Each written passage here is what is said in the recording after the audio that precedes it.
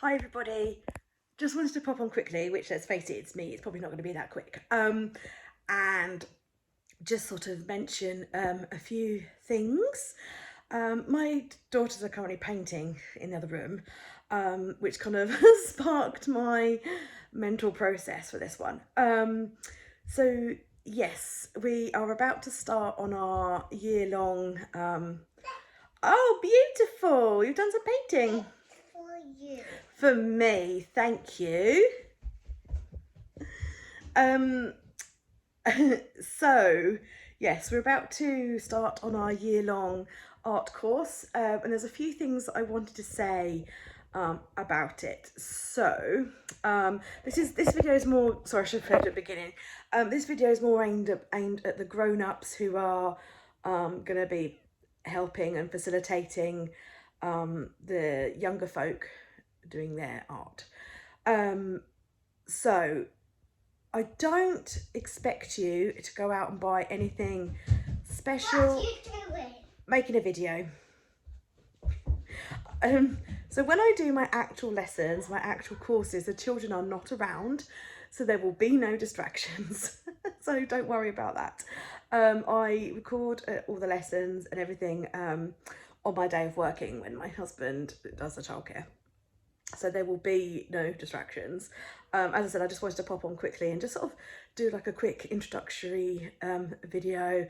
Some of you are new around here, new to Patreon, new to me, and I didn't want you to think like that you've joined, spent your money and you haven't had any content from me yet.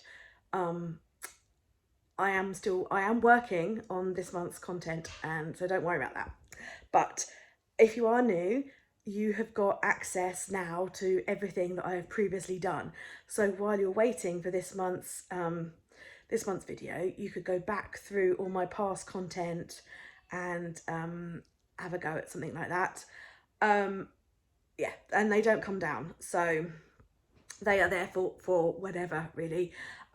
So you can access the videos at any time. You don't have to do them the day that they're released. You literally can do them anytime, and you can stop and start them, pick up where you left off.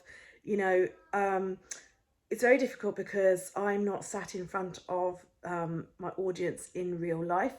So I don't know what age of the people that I've got in front of me, and the ability as well. I don't know where people are at on their art journey. So I try and pitch for all levels and all ages. So if it's a bit too much, a bit too in depth for your people, then just, you know, pause the video, maybe explain it to them if they've sort of struggled to understand what I've said, and then pick it up again. If you have any problems whatsoever, just message me, and yeah, I'll try to help. I can talk directly to grown-ups, I can talk directly to young people, whichever you prefer, like obviously with your consent and with your supervision, obviously, on the interwebs.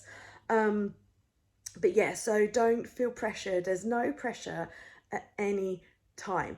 I see my job as being someone who sparks an idea. Oh, brilliant. Can you go and put that in the kitchen for me? Because otherwise it will drip paint in the front room. Thank you, sweetie. I see my role, my job, as being someone who sparks an idea, someone who kind of gives you different techniques to be able to do things.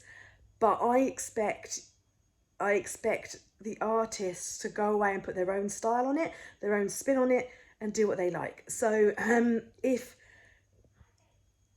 for example I will tell you, we talked about Roy Lichtenstein and pop art a couple of months ago, and I had one artist who liked the sort of the idea of the pop art and liked the colours of the pop art, but didn't like the actual thing end result that we did. So they went off and did their own. and that was great. That makes me very happy that they had the confidence to be able to do their own thing, take the ideas that I'd imparted and go off and do their own thing.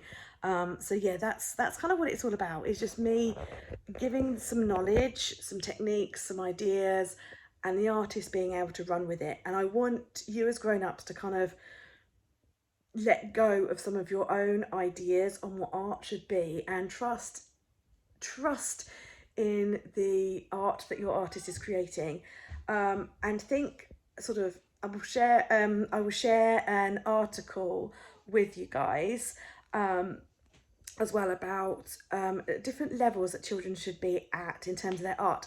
But I don't want you to take that at face value. I want you just to kind of look at it and go, okay, that's interesting. And I want you to realise that there is different age appropriate art levels. So for example, a preschooler will tend to just do like splodges and marks and things like that, whereas an older child of like 7 and 8, they'll start to be doing more things like recognizable things like faces, cars, people, houses, that kind of thing. So yeah, I just want you to kind of like not helicopter parents when it comes to art. Just let them do their own thing. As long as they are safe, as long as a grown-up you have provided the area that you know isn't going to get too messy. So perhaps you've put like a wipeable tablecloth on your table, and perhaps you've put them in their old clothes, maybe they're naked, maybe they're in an apron, whatever. As long as they're in a safe environment and surrounding areas are protected, I would like you just to like let them create, to take on what I've said in the video and then just let them create. Yeah, I'll be out in a minute, darling. I won't be long now. That is beautiful. Well done. Can you go and put it in the kitchen for me so it doesn't drip? Good girl. Thank you. So going back to one of the other things I said at the start is I don't want you to go out and buy tons of fancy pants art supplies. You don't need it. There are a few things that you do need. Those are, and I'd like you to have these, is a pencil, an eraser, and a book to work in. Now I recommend an A4 book because and plain pages, like a sketchbook. Apparently the Works have got a sale on at the moment, so if you can get to the Works, that'd be great. I suggest A4, and I suggest a wire bound rather than a hard bound, because a wire bound will sit flat on a desk, whereas a hard bound doesn't. But I mean, the only downside with a wire bound as well is that when you're on one side of the page, you've got that wire that backs up against it. So yeah, kind of go with whichever you feel comfortable with. But I suggest A4 because 2 reasons. One, little hands, you think a little hands small, but they do actually tend to do big artworks, big drawing, big artworks, particularly if they haven't got lots of fine motor skills yet. They tend to work quite big. And secondly, a lot of the like most of the worksheets that I create are in A4, so you can work on the A4 worksheets and then stick them straight into your book. So yeah, I suggest A4 for that. You'll also need some paints. Entirely up to you. So like if you've got watercolors, get watercolors. If you've got poster paints, acrylics, whatever paints you like. Just, it doesn't really matter. The trouble is everything works differently for different people, you're using a different combination of supplies and all that kind of stuff. And I just want you to know that when you see me, and if you think I've got a lot of art supplies, please remember that this is my job. I do this for a living.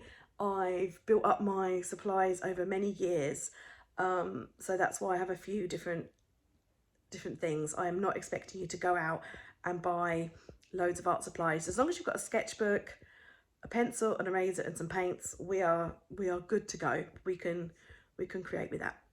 So yeah, brilliant. I will see you again later in the month. But yeah, I just wanted to put that out there so that you can at least have the basic supplies ready to go. Oh, and you'll need a printer. And you'll need printer paper to print out the worksheets that come with each different lesson. Okay, I'm gonna go now and look at the mess and see how much paint I've got to tidy up. Bye guys.